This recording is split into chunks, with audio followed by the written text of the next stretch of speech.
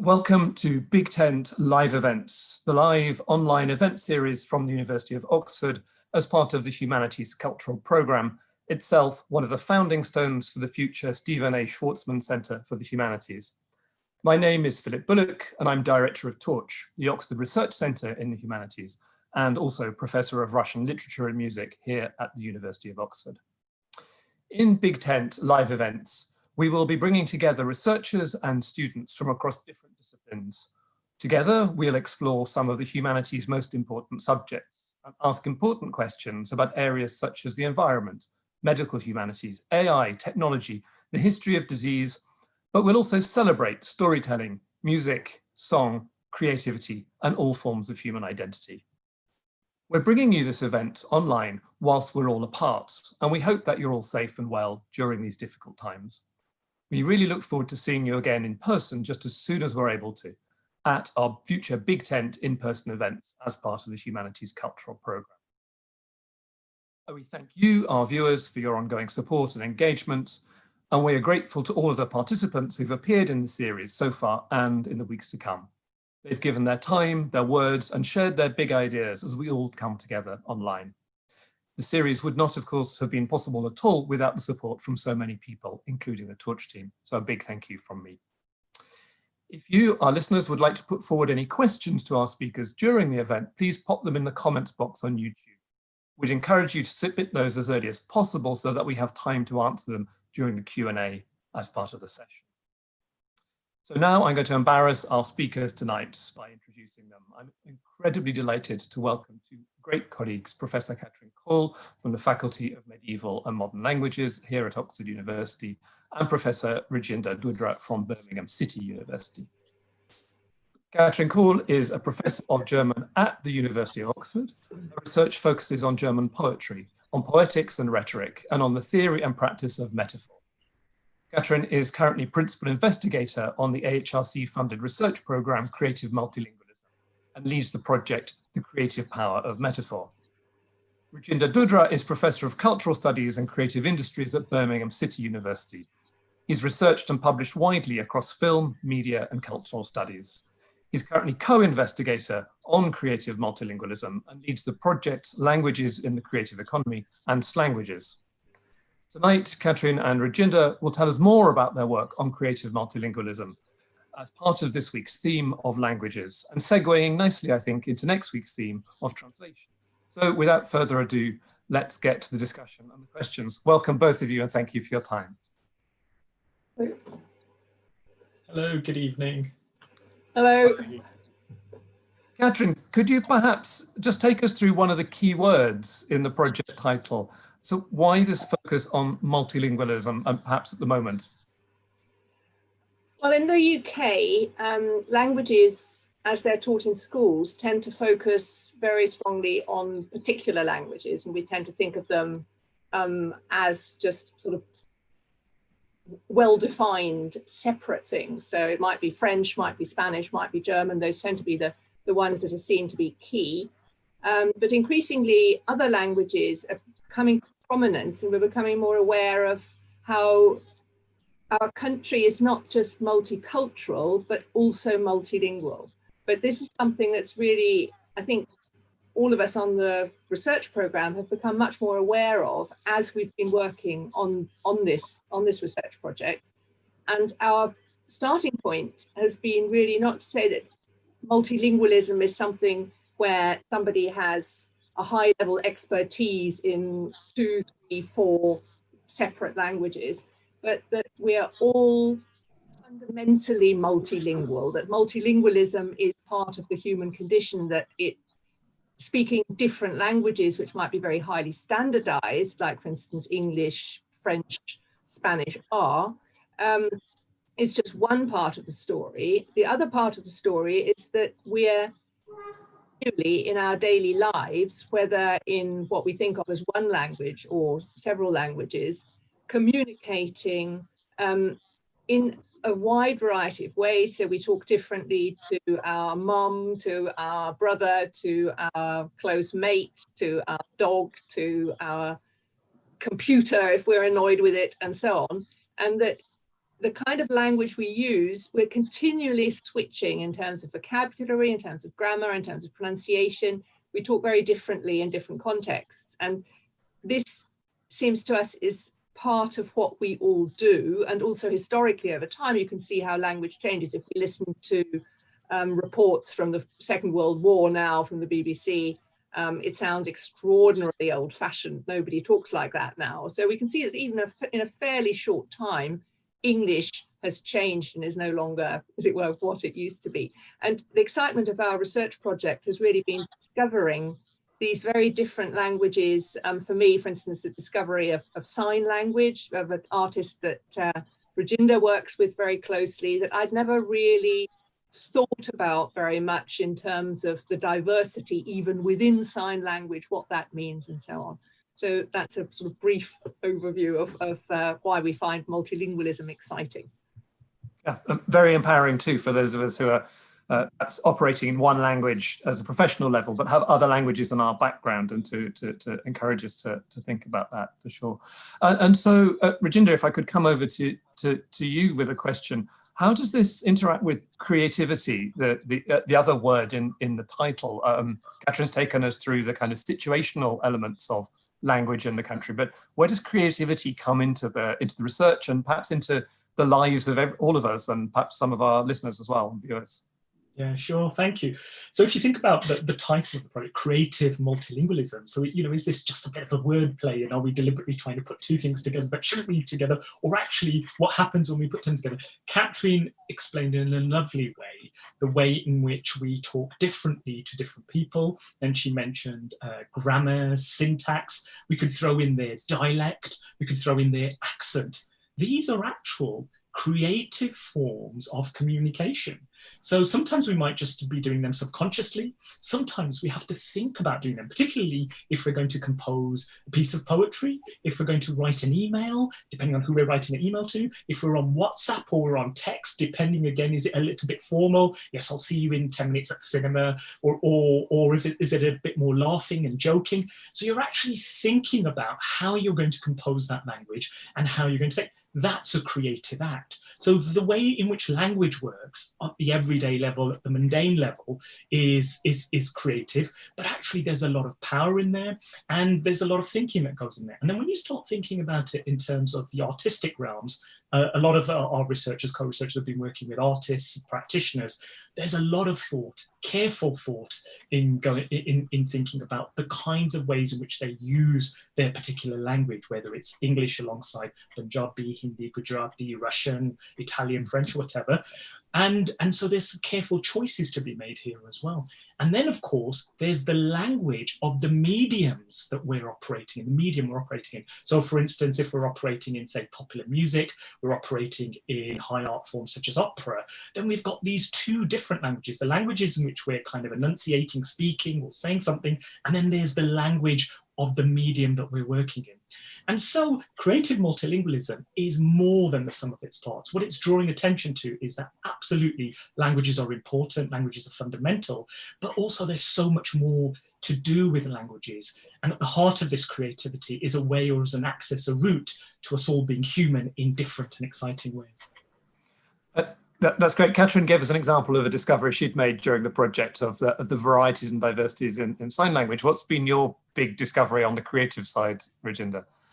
So on the creative side, and this is something I had the real pleasure and privilege, and I'm not just saying this, Philip, because you're hosting, but as you know, I had never thought in my 25 plus years of being an academic, even as a student, that I would ever work with Russian languages and a form that I love and know really well, which is quite hip hop, and particularly UK hip hop theatre, and to bring them together almost in a workshop, lab space environment, in a mashup.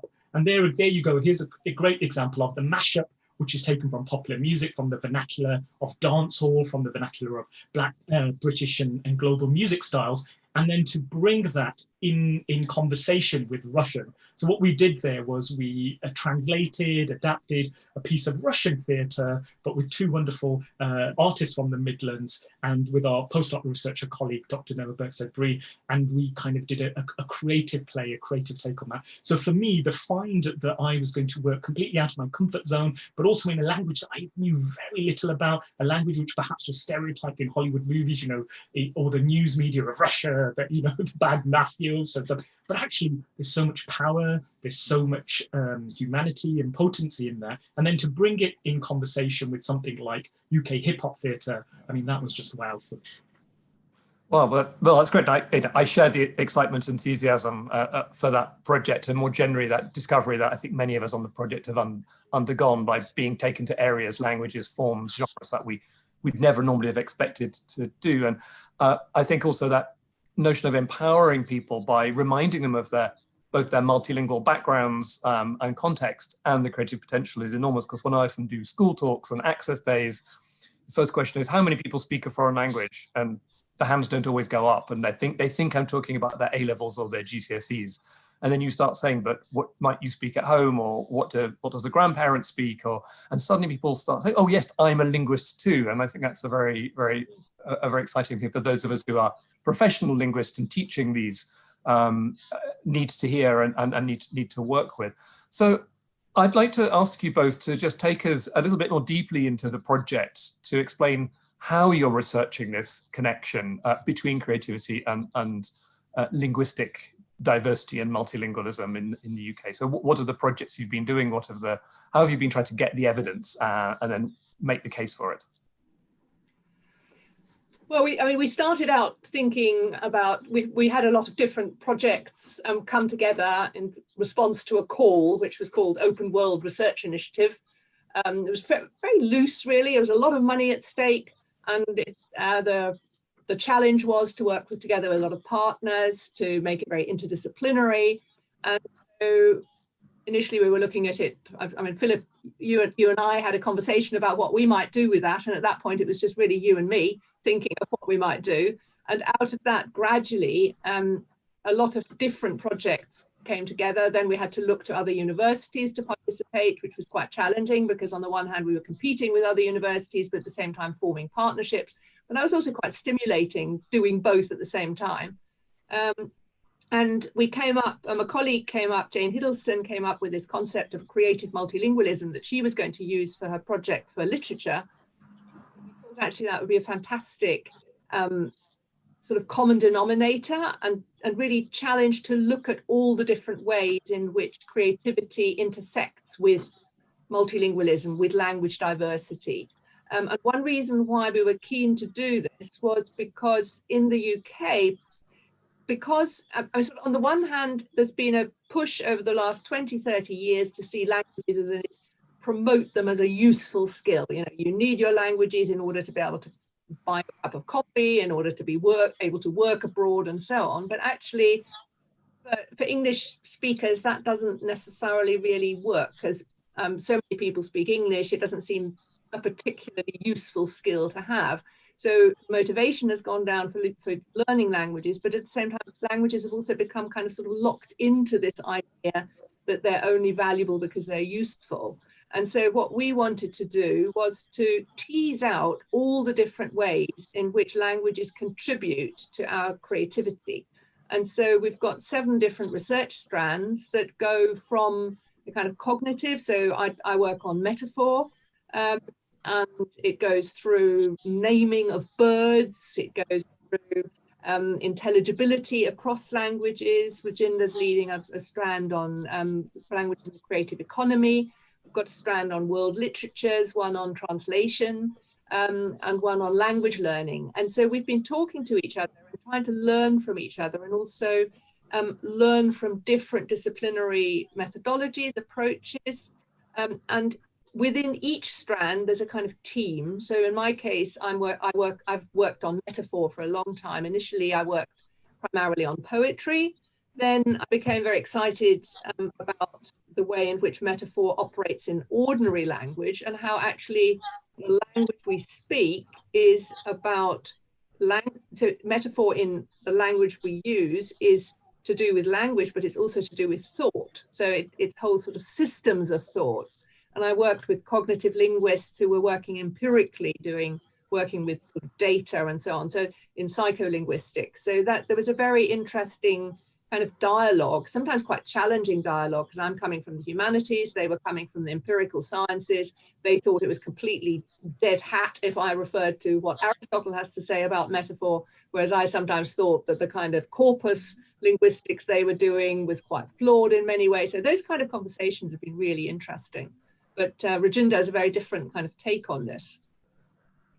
So Rajinder, if you'd like to perhaps come in and tell us more generally about the project, or perhaps some strands of it or elements that exemplify how you're actually trying to drill down into the questions and get some answers that people can grasp and make use of.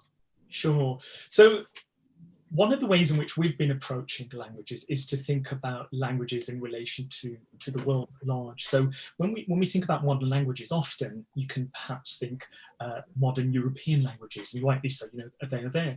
But actually one of the things that I've been exploring in my strand with my colleagues has been kind of community languages and languages other than modern European languages. So here we've been looking at Arabic, we've been looking at Punjabi, Hindi, Urdu, we've been looking at Patois, Pidgin, we've been looking at street slang as well. So we really have been thinking about the case of linguistic diversity. So we really do mean diversity outside of, if you like, a kind of an Anglo tradition or Anglo-German, Anglo-French, but also the ways in which then they can intersect. So for example, an example I gave earlier about Russian with kind of UK hip-hop theatre, you wouldn't think that these perhaps would go together unless you really, did a Russian play and you took it to perhaps in a certain part of the world, or you deliberately went about and do that. But actually, then you start looking at, actually, where are the overlaps here? Where are the ways in which you could kind of tell this story through certain similar kind of rhythms, through certain similar kind of beats? Where does the emphasis lie? What parts of the story do you choose to emphasize?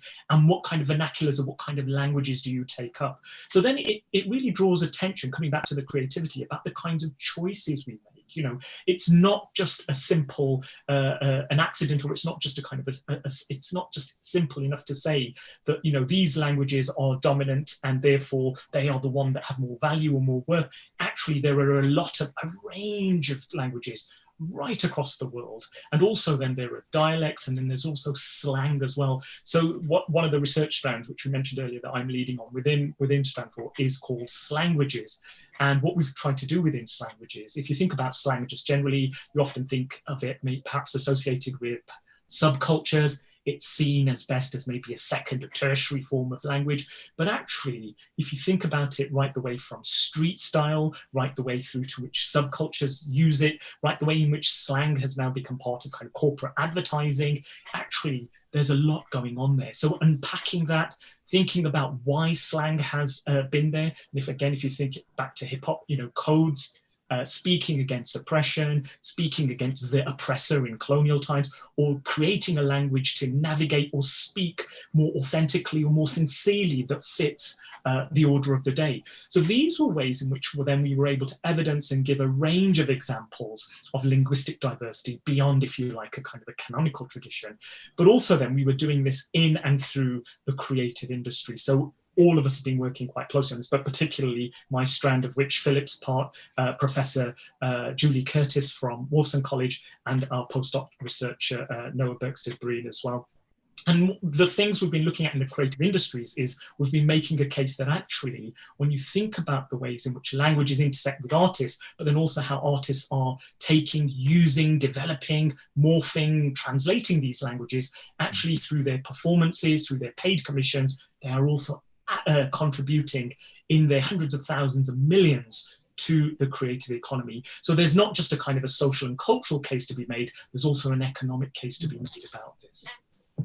It's interesting to hear you both toggling between sort of high-minded or abstract conceptual ideas and also the practicality about teaching, about the economy, about politics and policy. And I'm very much drawn by the ideas, particularly Rajinder, you were talking us through, and also Katrin earlier, about thinking about power and canonicity and who owns and who speaks for what. And there's a wonderful essay by Milan Kundera about world literature, where he talks about the canonical languages being parochial. The bigger and more powerful a language becomes, the more parochial it becomes, because it doesn't need to look above its own parapets or look out from its own cultural horizons. And he's someone who obviously has moved through Czech literature and then into France and is very aware of the power dynamics that there can be. And as you say, Rajinder, not just between languages, but different forms of cultural expression, the high cultural ones which have certain kind of social status and social power, and those which might seem more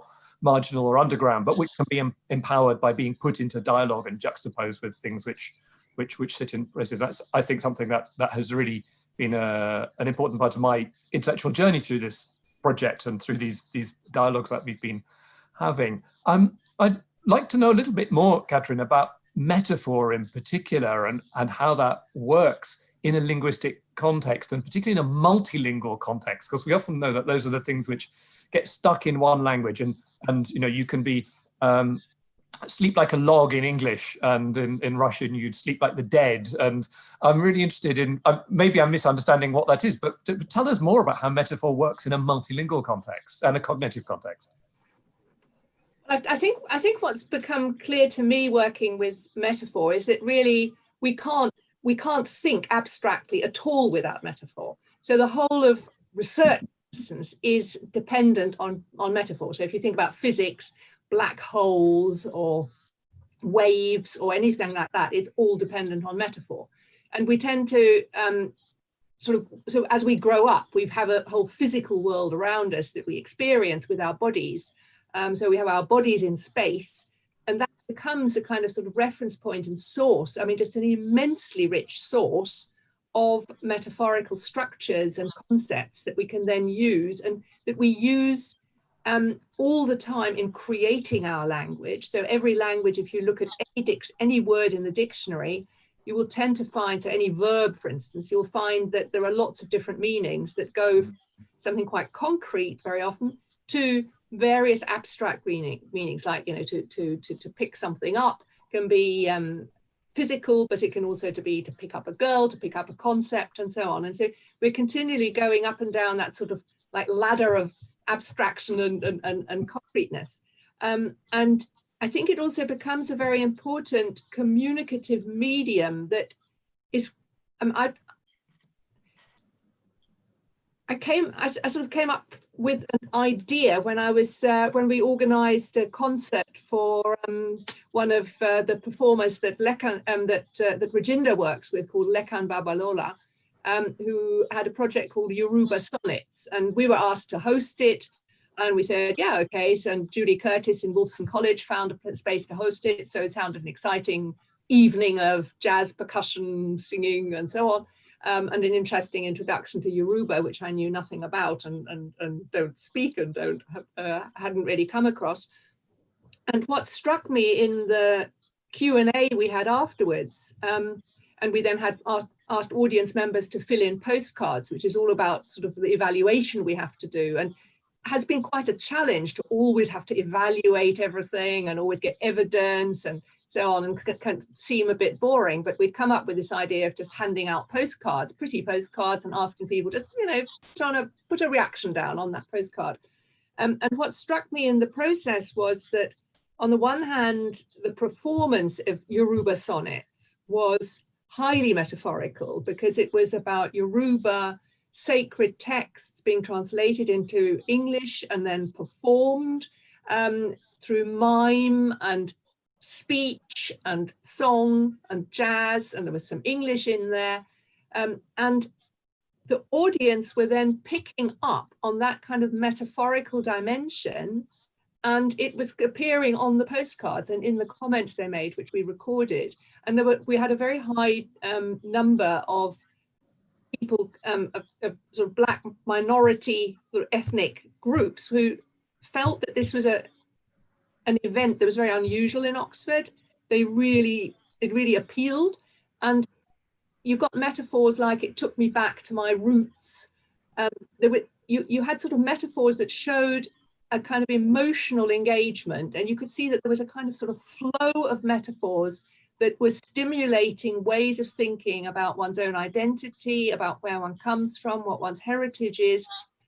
at the same time as it's being a very enjoyable experience and a bodily experience, we were encouraged to dance and so on. It was actually a hugely inspiring event, but it's also made me think of metaphor as something that is very much about a process, which is something that a lot of the scientific study doesn't capture, and also where scientific study, empirical studies tend to operate with what you can easily pin down, which is often going to be in English. So much of the research happens in English, but it means you're not capturing the processes that are going on in other languages, which may be totally different, or that may be actually going across languages in really creative ways.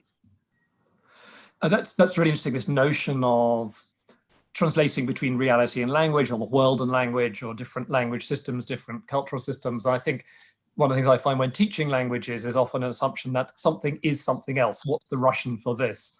And then actually you're often talking actually about the creative process of measuring difference and toggling between different registers and varieties, saying, well, it's not, there isn't an equivalence, but there's an act of translation and creative imagination, which goes into leaping from one to the other, which is one of the reasons that machine translation is such an interesting topic, because how will that do those human acts of measuring, of cognitive work, which, as you say, are central to metaphor, but I think more broadly part of language work in ways. And I had a question about another strand, which was about language teaching, because we've been talking about some really very exciting kind of research-led interventions and community and cultural-led interventions, but we're also in a university which teaches modern linguists, and it teaches people in a variety of languages, not just modern European, but lots of languages in the so-called Oriental Studies faculty,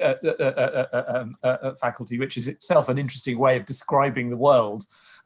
So, you know, what's the relationship between what we're doing and that question about schools, about language learning, or perhaps lifelong language learning for those who maybe didn't have a good experience at school and want to re-engage with this as they look at the world around them, or maybe have multilingual encounters through the careers and the life choices that they have? So we've been, our research strand on language teaching is led by Suzanne Graham, and she's been working with Linda Fisher on looking into how use of creative materials can stimulate language learning. And she's been doing, so they're working in the field of education, so they've been using empirical methods and quite big studies in schools with learners of French and German to see if we give learners different types of material, more functionally oriented ones or more creatively oriented ones, different kinds of tasks as well, what are the outcomes for the learning process?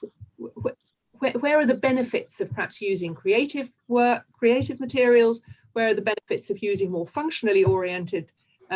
And they've found some very interesting differences. And I mean, for example, reading skills, they were able to show that using creative materials that might be quite challenging were obviously engaging the imagination, engaging the enthusiasm, and often generating surprisingly strong results of progress with vocabulary acquisition and so on. So this is the kind of work that hasn't been done very much. There's very little evidence to show that different types of tasks, different types of tasks may have different outcomes. And what this seems to show really is that we must be careful not to narrow down syllabuses too much, not to just restrict them to the stuff that seems really useful. That motivation is hugely affected by the kind of tasks that are done. And so that would be one aspect. We've also run a multilingual performance project, which has been hugely successful, which connects up with the kind of performative dimension of what Rajinder is doing. And Daniel Tyler McTighe has developed some fantastic workshops going into schools and in enabling teachers to gain experience of using really quite simple activities, but going into their classes, being able to use them in the classroom. It used to be much more the case that drama was used in language teaching, but it really has disappeared off the curriculum, and really off the radar of teachers who don't feel confident in doing it. And I think a lot of our program, the whole research program, from encouraging learners to use the languages they have, to work with their home languages, to talk to people in whatever language they might have available, through to encouraging teachers to use creative techniques, to use performance, to use fun activities in order to build confidence and to make languages something that is part of people's identity, part of something that they want to work with creatively, personally, and bring something personal to it. And I think we've got a whole sort of suite of resources that we've been creating. For example, we also commissioned a music, a song called "We Are Children of the World," which incorporates 7 different languages, also community languages, Arabic, Urdu, and a wide range of languages, Mandarin. And this was sung in the Sheldonian Theatre in Oxford by 500 children. And it was a fantastic experience. And now it's been picked up in Norfolk Festival, the Arts Youth Festival. They've picked it up. They're now running it for the 2nd year. They've modified it. They changed "We Are Children of the World" into a concert called Creative Multilingualism. This year, it's focusing more on language and people encouraging, children being encouraged to think about their own language and what it means to them, what it means to other people. So that's the kind of work we've been wanting to do, to get out of the sense that languages is something formal, something difficult, something that has to be challenging, something, frankly, that has to be dull. I'm feeling I have a bad conscience because I'm sure many of the pedagogical practices I use are the ones that I picked up from my own school teachers many years ago, and they were wonderful school teachers in every way. But I'm sure there's much I can learn from exactly what you're saying, precisely because it's so evidence-based now because of the work that's done in that strand. Rajinder, before we go on to sort of take some of the audience questions, which I can see are coming in through my other means of communicating with the outside world here. Could you tell us a little bit more about this multilingual performance aspect and how you've gone about it and what the discoveries have been and what the outputs and the excitement has been around that?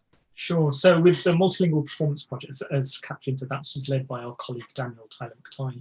But one of the other things that we want to do with that, we work largely across England and Wales. And again, here is another layer of evidence about the diversity that exists everyday life within our schools. So within our primary schools, within our comprehensive schools, again, if you think about the range of languages that are taught from around, that are spoken from around the world, where, informally in the playground, to how people actually communicate with each other in school, on school grounds, and then within the community. But for a range of reasons, political, educational, as Katrin also intimated, these have been now not on the radar. And this has also then led to issues of, well, will people study languages formally in the future? What will happen to the future, to the health of languages in the future? So this was also a way of intervening in that kind of debate, crisis for want of a better word, a real word actually, and a way of showing that language learning doesn't just have to simply be about syntax, grammar, and putting sentences together, as important as that is,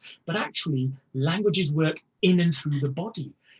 Languages work interdisciplinary. So here you bring in the drama teacher or elements of the drama teacher. You don't have to be a drama teacher, but you can bring in elements of performativity. You can bring in new media. You can think about the ways in which people are communicating online, on text, on Snapchat, and how this might then translate into a school environment. You could take a classic text. And again, you don't have to spend hours and hours on this. It could be done, depending on the school budgets and staff time, it could be done within small, concrete and constructive chunks of time. So you could take a classic text that they're working with, but then you could bring in some community languages, or you could bring in some languages that they're working within the school curriculum, and you could kind of partner them together. So the Multilingual Performance project is one, again, it's kind of showing evidence that within our schools in England and Wales, there's a range of diversity of languages, which are perhaps untapped for a range of reasons, not least the political and the kind of educational one, but there are also a range of ways in which you can usefully engage with them that doesn't have to be too time taxing. And actually there's a range of disciplines that we can draw on to make it useful. Terrific. Well, as often happens on these events, when we take Q&As from the audience, we find that they've been coming in as you've been addressing some of the questions. But they've been really, really exciting questions to see, and the sort of dialogue that's been going on between our conversation and our viewers. One question which came in quite early, which I think is a really interesting one, and this is asking you to prognosticate about the future, but how do you think language learning and language development will be affected by digital transformations? Do you think there's going to be some major change in which we rethink languages in the light of that? I suppose we're all online a lot at the moment, so maybe that's very much in this questioner's mind. Well, I think the digital mode is really very it is very linguistic, isn't it? And we're finding now that we're carrying on similar kind of processes just through a different medium. I think one thing that I've also found extremely interesting is thinking about how we communicate and how digital media have transformed that, and how creativity has been at work all the way through.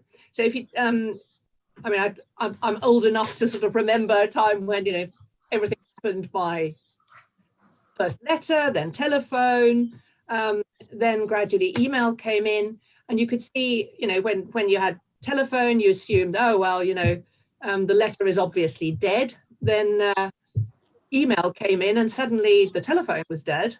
But you could see how in email conversations, it became very quickly evident how each person uses a slightly different style. And I find myself adjusting how I respond to emails.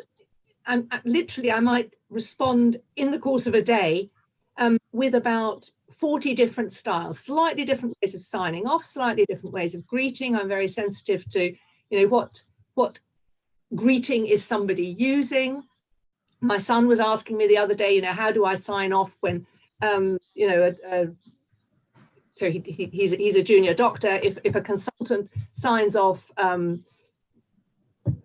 best Tom or whatever, do I then write hi Tom, or do I still have to write dear Mr. So-and-so? These kind of difficulties are coming up all the time, but they're not just difficulties, they're also kind of creative possibilities.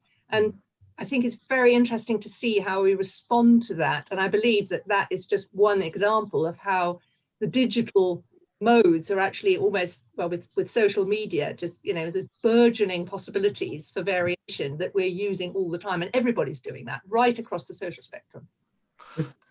We had just a wonderful, someone's just chipped in saying, I've been taught to address everyone in a letter as dear so-and-so, and I'm still flummoxed by emails which come hi. You know, so you've put your finger entirely on the way that the medium also changes the linguistic framework. Rajinder, sorry, you wanted to... sure. I'm just following on that, thinking a little bit more about the actual technology itself, or the medium, and how that's already changing and fast changing, and how that might change in the future, which might articulate with this. So if you think about Google Translate that we mentioned earlier, and some people love it, some people hate it, and Google Translate partially works, but sometimes you put in a whole sentence and it doesn't work. So there's a job of work there to be done by programmers, by the arts and humanities, and in conversation with each other. So there you've got, if you like, you know, those working in STEM, in the natural sciences, and those working in arts and humanities. So there's clearly an interface there as well. There's also this idea that actually the way in which technology will develop is a space really to be watched here. So artificial intelligence, how will that translate onto, you know, the net point 2 plus whatever, we're 3, 4, 5, wherever we are? How would that translate when you've got those kind of AI versions of ourselves and they are speaking or enunciating for us? So again, there's some work to be done there as well. And the language behind this, the digital humanities, has also been in conversation with this. Actually, coding is a form of language, and this is something that we've been looking at with one of my artist partners from Birmingham, Juice Salim, and the artist collective that he's been working around from people in the world, so from Singapore to North American band. So we've just finished off, we're rounding off a project which is called Codes of the Flux, and this will be available on the Slanguages website next week, or literally in the next few days. And what Codes of the Flux is doing, it's looking at the ways in which code switching, so which is a kind of a classic you know, kind of motif, a classic way of thinking about language and people code switching, but actually how code switching also happens in the electronic world, but it also happens in the human world as well, whether we code switch from style, whether we code switch from language, and they've created an e-zine where they follow a kind of a comic superhero in multicultural urban Britain, and how he or she or both of them are switching codes, but not just the code of which they're speaking, but also the mediums that they're using as well. So I think there's synergies here, there's connections here, but also there's some work to be done with the example of kind of Google Translate, where some people love it and some don't. And so we really are in exciting but also challenging territory of where this could take us in the coming years. Great. We've also had another question about linguistic diversity, and this is asking, have we done any work with speakers of endangered languages, and perhaps some of the project's emphasis on thinking about languages which are not the school languages or the dominant languages. So has there been any attention to those?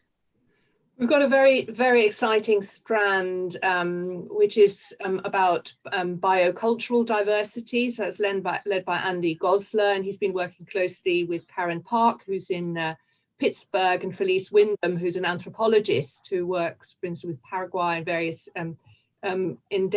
sort of communities, where you could say that these are very small languages. They're endangered languages. What the project is doing is looking at how important each one of those languages is in helping to preserve the natural habitat where that language developed. And it seems to be that there's a very high correlation between biological diversity and linguistic diversity.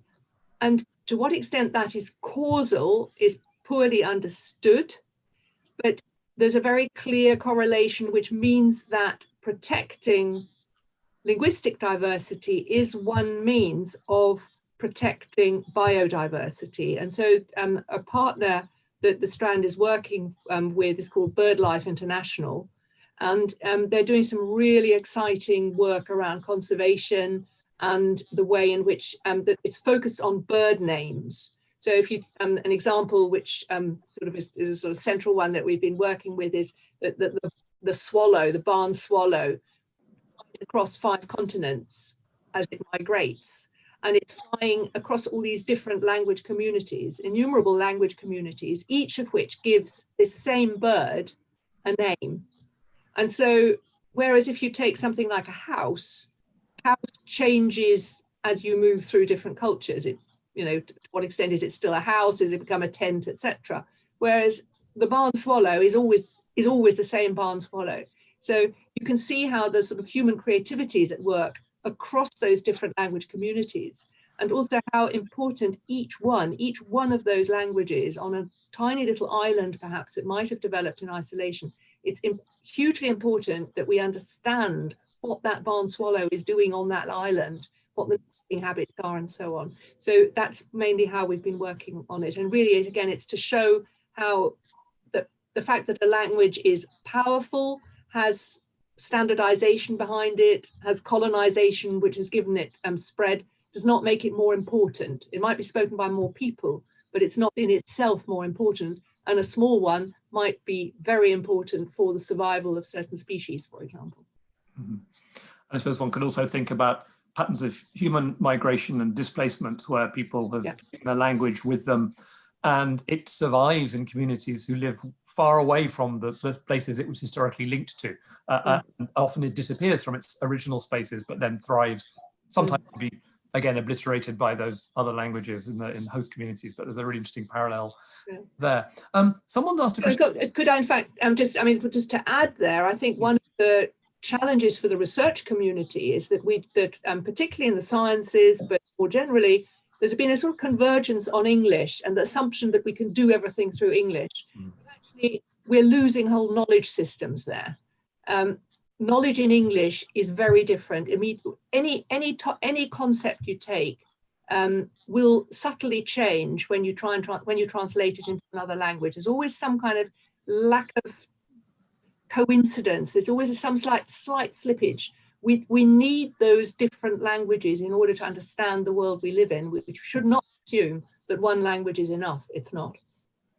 Well, this leads me on to a really good pithy question from someone, which is, what's the language that you would love to speak but can't or can't yet? I have a lovely story. I was going to ask you that, Rajinder. I have a lovely story of that, which is, you know, when I was thrilled when I was asked to be part of the research team, and I really have been on a journey. But when I was at secondary school in Birmingham, in a kind of an inner city place called Newtown, there was lots of kind of languages spoken there. But the one language that I wanted to learn at school was French. And in order to take French, you needed a minimum of 8, ideally 10 students to take it. And unfortunately, there were only 5 or 6 of us who opted for French. Alas, French didn't run. I had to do craft design and technology, which I mostly enjoyed, and I did okay in it, but I never got to learn French there. So along the way, so one of my favorite lines today is "Je ne sais pas parler français," you know, which kind of gets me by. And people, oh, your accent or pronunciation isn't so bad, but maybe the viewers might think or tell otherwise. But that's one language that I've tried to kind of dabble in and out, and certainly over the course of this project, kind of pick up phrases and vocabularies. But that's a language which intrigues me, and I'd really like to kind of learn that. Katrin? Well, I set out wanting to learn Mandarin while I was doing the work on this project, and I haven't found the time to do it, which I find frustrating. However, it remains a plan. The reason I'd like to learn it is because it sounds a bit more accessible than Cantonese, but it's an Asian language, and I feel that I have absolutely no understanding how Asian languages work with different scripts, which is obviously, I mean, one of our projects, Prismatic Translation, has been working with script worlds, and very clear that actually script affects our thinking. So people who write different scripts think about, for instance, time in different ways. That's something that's become relevant in metaphor. So I'd love to find out more about that, and I'm hoping to do that next year. Well, I'm with you on that, because I think mine would be Japanese, precisely because I'm fascinated after lots of trips there from talking to native speakers who will often explain the visual roots of a character because it's borrowing the Chinese kanji characters. And then I ask them, so what's it like to speak a language where meaning is somehow embedded in visuality and the image has semiotic potential? And they look at me because it's so natural for them that they find it very hard to tell me what it feels like. And I think, Katrin, you said a while back about the need to learn a foreign language is to sort of get yourself into another way of thinking, another world view, because different languages do organize thought differently. And it's a really interesting philosophical question about how we might imagine thinking differently. And I think precisely the languages which look or are structured in such radically different ways, there's a real challenge for that. Someone else has asked about ancient languages. We've talked a lot about the modern world and these things, but is there a role for the classics in this? And I suppose, you know, this person said ancient languages. I'm being very Eurocentric by calling them the classics. There are plenty of non-European ancient languages. So any ancient language you fancy, any room for those? Well, I learned Latin at school, and I was a very poor student. I tried to get out of it as much as I could, which I then later regretted, because I then started researching rhetoric, which is one of my great research interests. And there I then discovered that what I really also needed to know is Greek. I'd love to learn some Greek, build on that. Also say Chinese, I think, would be one really interesting way of finding out also about ancient languages that go a very, very long way back, with a very long tradition. I think just following that, I think we were partly constrained by the kind of specialisms and the limits of our research team, which is actually quite diverse if you look at our website, Creative Multilingualism. But actually, ancient languages don't feature that much. And I think it comes back to a point, Philip, that you just made really well there as well. Actually, the global ancient languages will give you access then to global ancient cultures, different ways of living, different histories that are untapped and yet fully thoroughly researched. So I suppose if there was a Creative Multilingual version 2, why not the ancient languages? But I think we were certainly constrained, but also we had to be quite clear in terms of the parameters of the research we were undertaking, which is why we opted for the range of languages which we did, which are available on our website. Great. Small questions.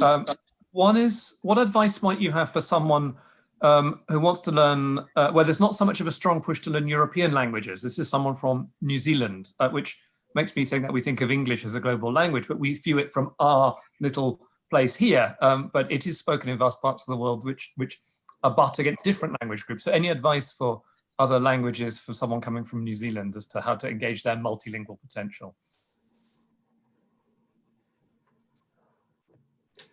Well, learn local languages, I think. I mean, there's just such a rich variety. And I think one of the areas of actually sort of when engaging with language learning, people tend to think about the grammar, that's so important to learn, which I'm sure it is. Well, I certainly think it is. I mean, as a tutor in German, I spend a lot of my time teaching grammar, and I've written grammar books. But I think words are, in a sense, underestimated. I think spending lots and lots and lots of time learning words is something where you can make fantastic progress. You can see progress, but it's also a hugely interesting way of discovering pathways of thought, differences with your own language. And every language will give you those differences, and also where you can look into your own language, say looking at the etymology of certain words, and then through that discover other languages and how they've fed into your own language. So I think to some extent, one of the projects we've been doing in our research project is called Language Lives, which is to discover your own personal language life. And for me, that meant actually a very sudden switch from thinking that I was, like, I think probably most people think that they're rubbish at languages, lazy at learning languages, haven't done enough. But suddenly thinking of all the little bits of language that I know or have encountered, and how valuable those are, and following those up. So I would say just have a sort of spirit of adventure about languages, and anyone will be great. Rajinder, any... Just very quickly on that, yes, and coming back to our strand, languages in creative economy, just very quickly, think outside the box here. Think outside of kind of spoken language itself. Think about performance traditions, think about visual traditions.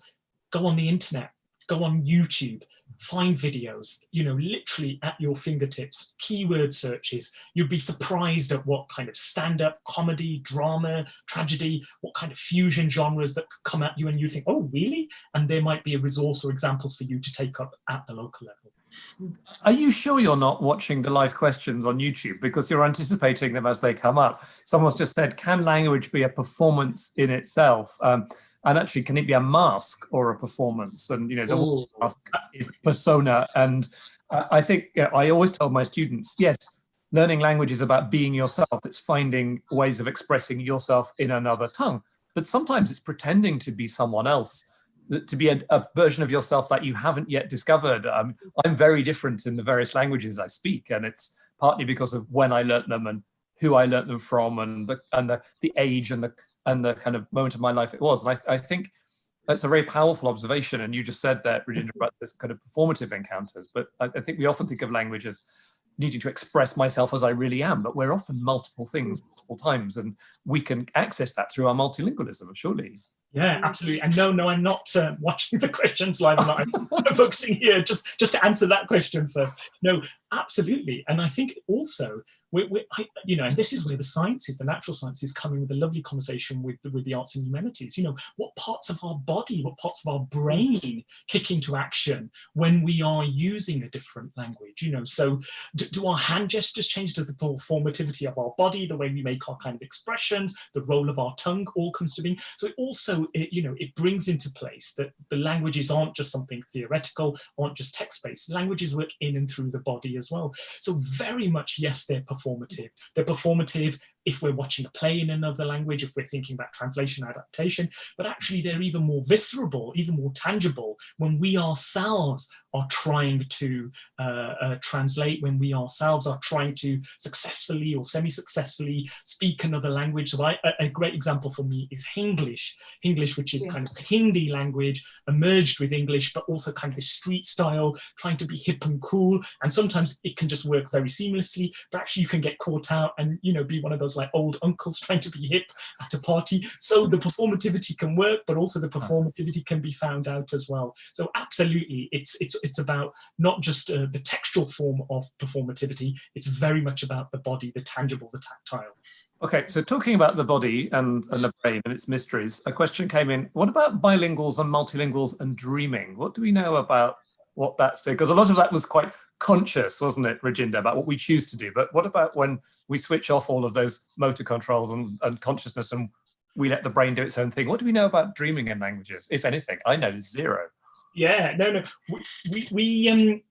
Katrin will remember the colleague's name, but we had a wonderful colleague from the University of London who gave a keynote at one of our conferences. I'm just going to fail to remember his name, but he was talking about, one, the benefits of being bilingual, but also multilingual. And one of the facets that came up was being able to think and operate multilingually and multiculturally. So this again is a conversation between psychologists, psychotherapists, and also even perhaps biology, the way in which the kind of mind works when we're asleep. So is this the kind of subconscious and the conscious multilingual, multicultural parts of ourselves, either in conversation, in communication, and at times if we're having nightmares, is there some sort of tension going on? And is it that these stories, these communications, these dreamlike states only happen best or are able to communicate through that part of ourselves, which has to be engaged or triggered by a different language or a different culture? That's how I kind of contrast. Katrin, I don't remember if you recall the colleague's name who's up. No, I can't remember that particular thing. But I think generally with these kind of questions, we tend to think that there's kind of the one answer, whereas I think for each, what this whole project of Language Lives has made me realize that really for each person, the constellation is different. We grow up with different languages, they play a different part in ourselves, they're associated with particular people, with particular associations, with particular life experiences. A language might be associated with something wonderful or something traumatic or something holidays. And I think valuing the languages that we experience and that have become part of us, and connecting them with those, sort of being aware of those connections, exploring them and celebrating those connections, and also perhaps being excited or also just interested in what those connections are, what those associations are, what we might be dreaming in, what we might be able to do in order to make ourselves dream in a particular language. I think that's where the excitement comes, because I think we then become aware of how fundamental languages are to everything we do, to everything we think, to everything we perform, because we tend to just think of them as something that's kind of sort of you can kind of parcel up and sort of put out that outside there, and that you either learn or you don't learn, you can either do it or you don't, you're rubbish at it or you're not, whereas actually it's so much more, it's more like a kind of living medium that's part of us all in all its multifaceted sort of manifestations. Yes, and the dreaming question is interesting because it's a little bit like those other things which really catches at our rawest.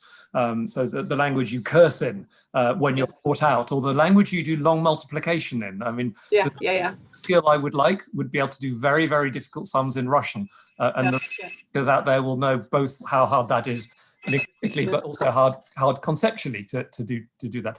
We've got a few minutes left, and I think we're going to come and put you on the spot with a little kind of performative trick you might have up your sleeves. And this is a sort of rapid fire question session that you're going to sort of give, you're going to pose to each other, I understand. I mean, I've had no inkling of what the content is, so I'm with the audience out there.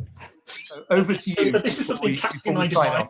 So we've got 3, I think, brief, quick questions. Katrin doesn't know the questions I'm going to ask her, and I don't know the questions I'm going to ask her. I think they broadly might be related to the project or might not, so let's go. So Katrin, over to you, and I'll try and we have to answer as quickly and as fast as we can. So why do you think most Brits think they're rubbish at languages? Oh, well, it depends what part of the country those Brits are from. If they're from the wonderful part of Birmingham, like myself, I think Brummies are kind of attuned and open to different dialects as well as different languages. But also, I think there could be a sense of kind of insularity, maybe challenging. And also then, let's face it, our education system, it could really have a kick and say, come on, we need to learn a bit more languages. My question to you, Katrin, 4 years of being our principal investigator, and you've done a fine job for us. Thank you very much. What's the one thing you think that you've learned now that you would have liked to know before this big consortia project had started that would have been useful for you?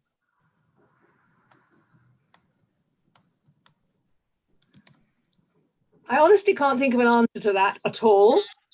I think I would have liked to have been more aware of what linguistic diversity encompasses. I think that would have enabled me to think about certain things in a more efficient way. But actually, the other side, the flip side of that, is that I found it tremendously exciting to be caught on the hop, to have to think about things sort of that I hadn't really been expecting, to face challenges coming from colleagues that I hadn't really thought about before. So it's sort of been a bit of both. I think what I've loved about this project is the fact that it's been a kind of constant process of learning and constantly feeling pushed to my limits and finding out about things about languages that I never even knew existed. Your question? Another question. So what advice would you give somebody who wanted to keep a heritage language going? Treat it like a bit of a reading group, or treat it like a bit of a community group. So bring in people who might want to keep the heritage language alive or learn more about it. So in the way that you might do a reading book group or a kind of, an academic group or watching a film group, treat it like that. So make it fun, make it exciting, but also make it learning as well. So all of you can partake, something you do regularly. You're also learning off each other, bouncing ideas off each other, and slowly, the heritage language then doesn't go away. Katrin, apart from your own strand on the project, which was your favourite strand and why? So I loved the bird naming strand, because from the start, that was an incredible challenge to integrate into our project. They were doing completely different things. They were working on bird naming, which nobody really could quite see how it fitted into what we were trying to do. We had to defend it early on. We were advised that perhaps it might be better to drop it because it was proving a bit difficult to integrate. And I think we've had some fantastic conversations around what that strand is doing and understanding how conservation of birds really matters to languages, to language diversity. And I've also learned about bird language, about birds speak different dialects, which I found fascinating. And I now listen to birds in quite a different way, which in lockdown has been a real joy. Your last question to me, and then I have one more for you. Right. So my last question is, what have you enjoyed learning about most in this project?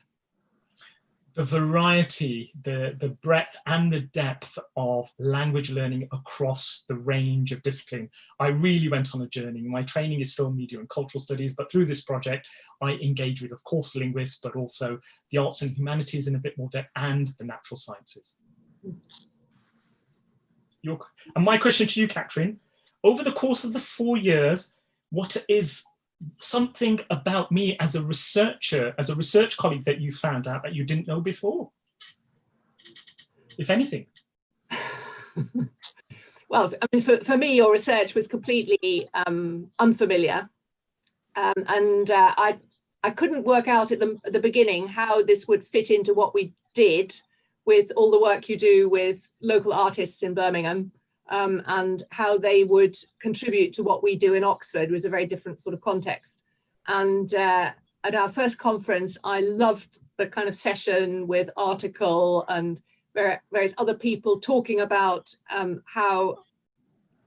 what languages mean to them, and finding out how that really kind of blew apart a lot of the assumptions we have about language learning and about the importance of languages, and how slang and rap and performative modes that they were using, and the sign language that we were talking about earlier, how each of those sort of really poses some very fundamental questions about the meaning of standardization and so on. I mean, my work has always been between English and German, two highly standardized languages that I'd never really thought about as standardized languages. To me, they were just languages, and that's just the two languages I happen to be working with all the time.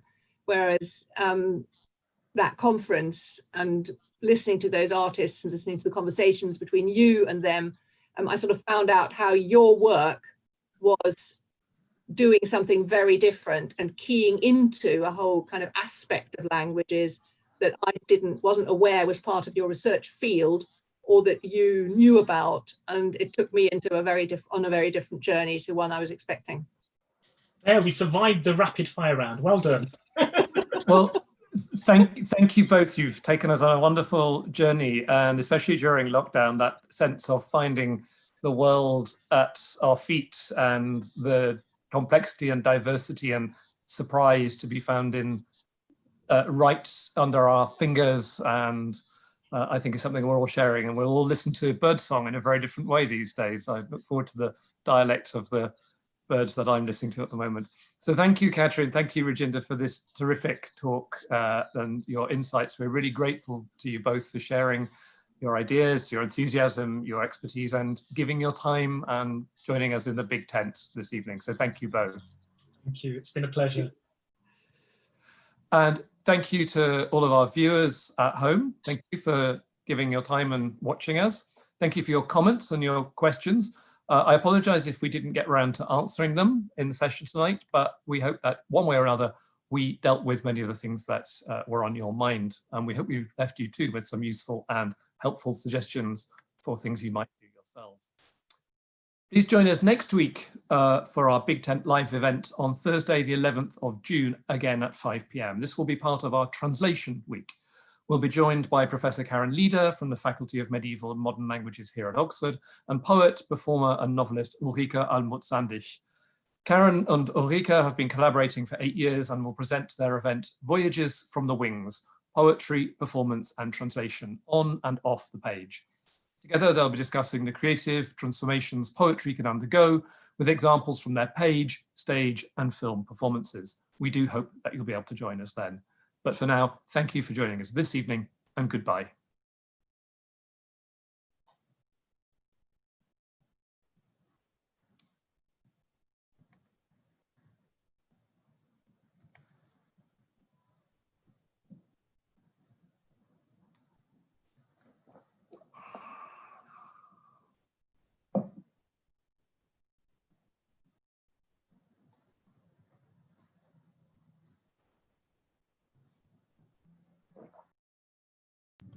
Okay.